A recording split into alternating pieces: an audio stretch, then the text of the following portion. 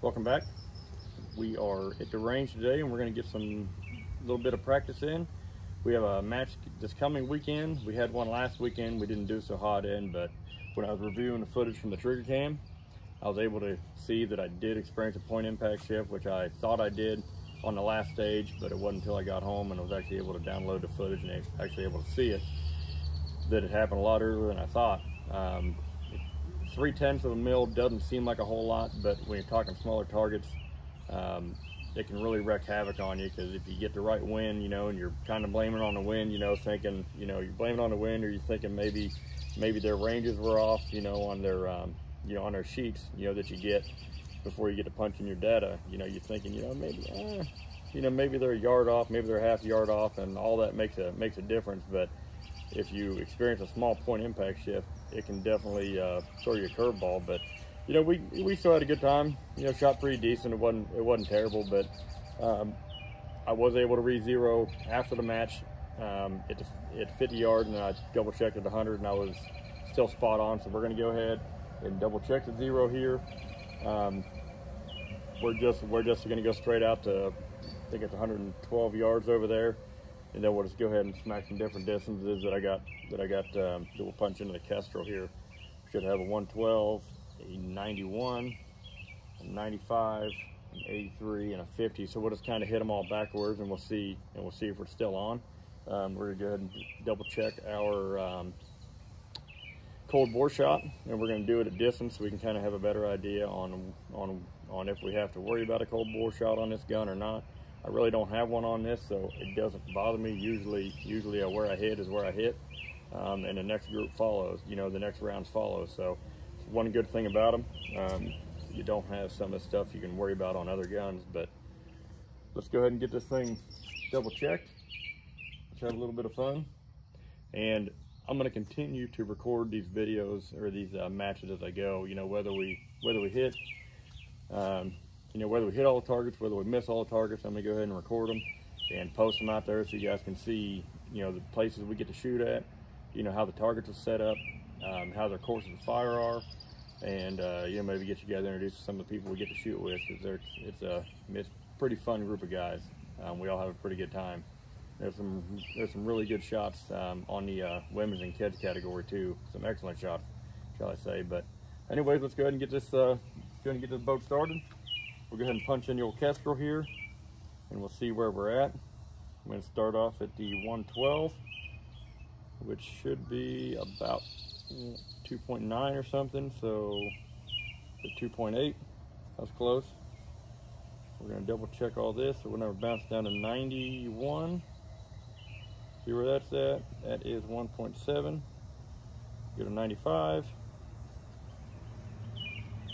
And that is 1.9. And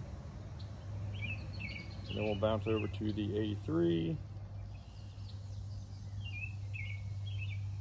And that's 1.3. And then we got a 50, which is nothing. So let's go ahead and load this thing up. And let's see what we got going on. Trigger cam is running. Check my second net gauge, see where we're at. We're at 148, which is spot on from where I usually shoot, or from where the thing usually sits at. I'm not going to worry about timing this course. I just mainly want to see where we're at as far as whether this gun's still on.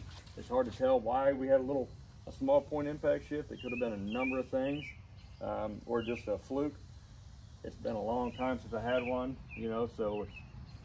so I'm not going to worry about it too much.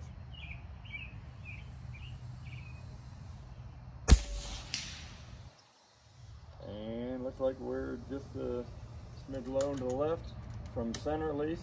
Not worried about that. 0.7. I'll bounce off the next closest one.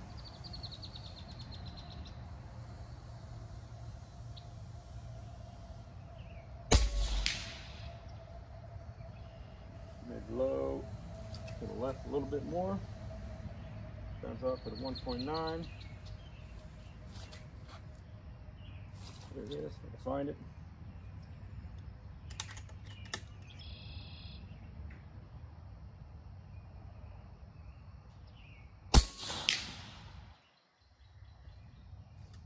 about right on the money.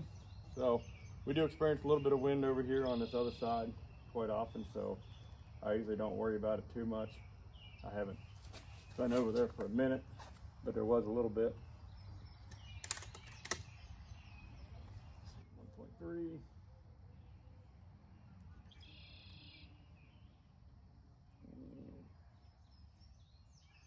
So you guys can see a little better. Let's go ahead and parallax. On the money. We'll drop down to 0. Check these two. Like I said, I'm not going to worry about going too fast. I'm just going to kind of putt along.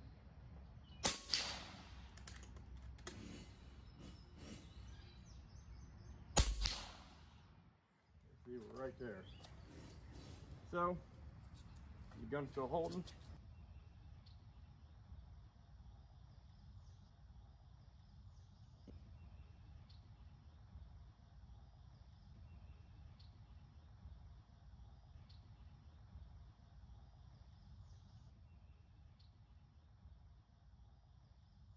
Now I do shoot with both eyes open, and that's only because of this send it level right here.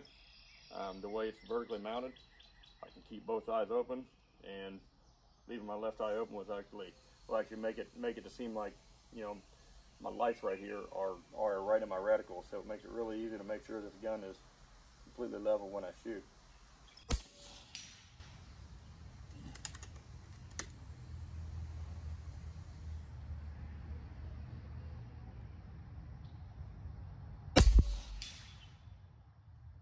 And just about right there.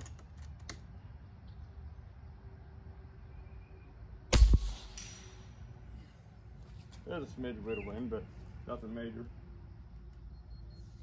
Well, we're good there. We'll go ahead and throw a couple courses of fire in here. We'll go ahead and play around.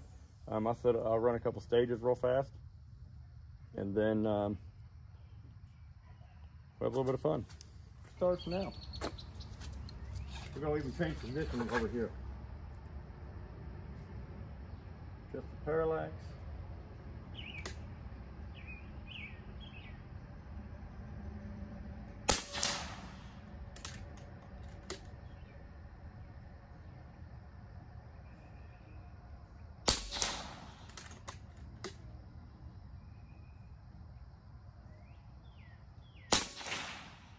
Yeah.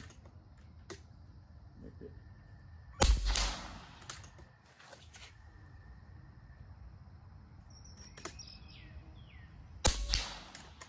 No, I did a right offset on that one so much, but it is what it is.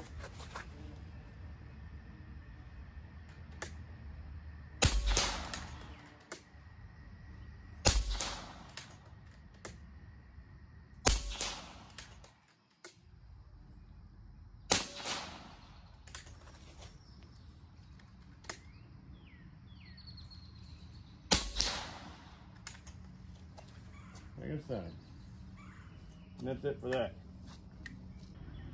What we're going to do, we'll go ahead and hit that. Go ahead and hit the 140, back out to 95, and we'll do that from 5 different positions.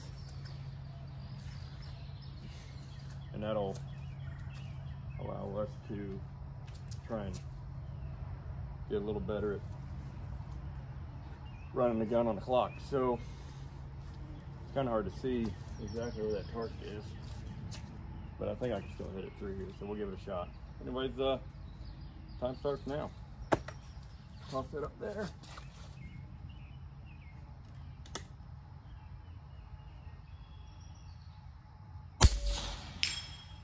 Right there.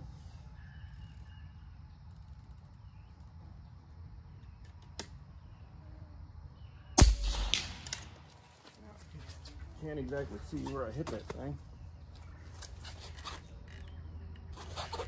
Let's see if we can see it. We're about right on it.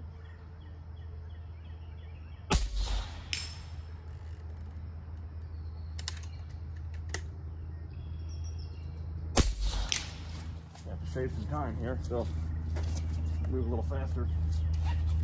We're gonna beat this 2-minute clock here.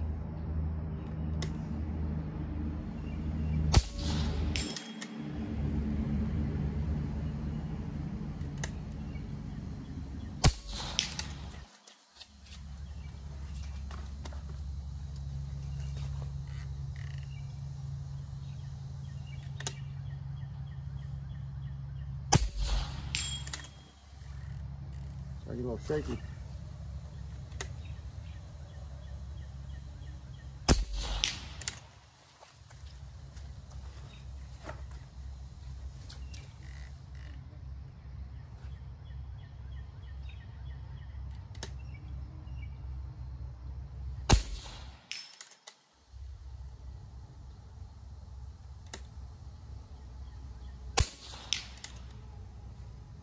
Get it?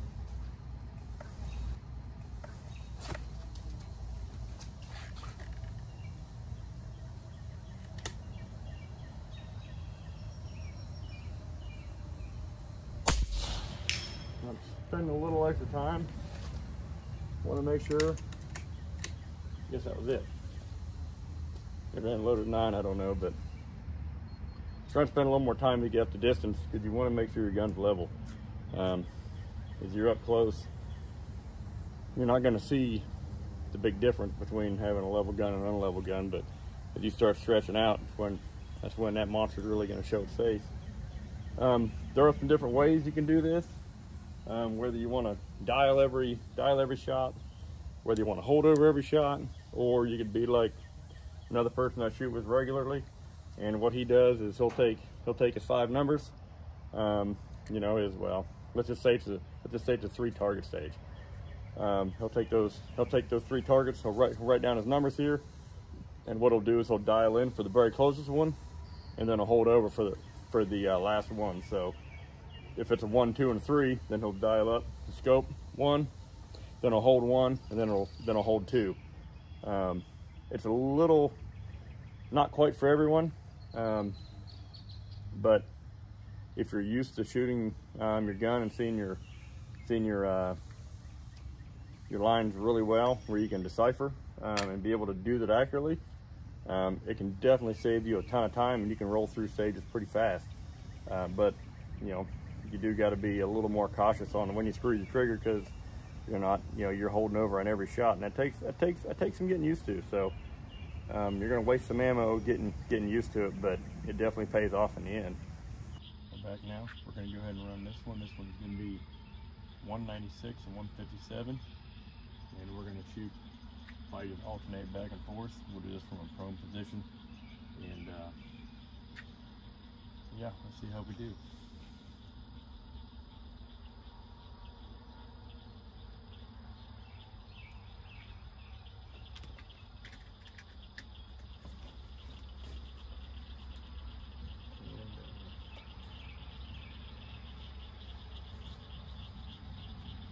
Gonna do this starting on the rifle on this stage, and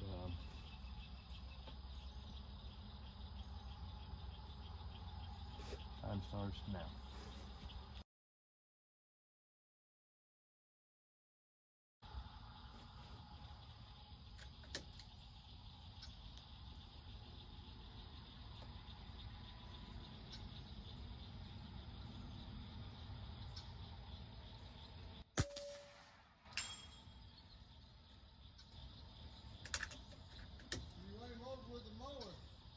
What? This little snapper? Oh, really? Yeah, poor little fella.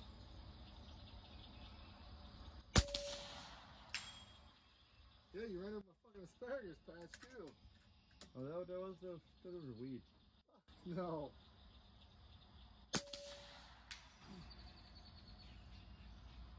Huh.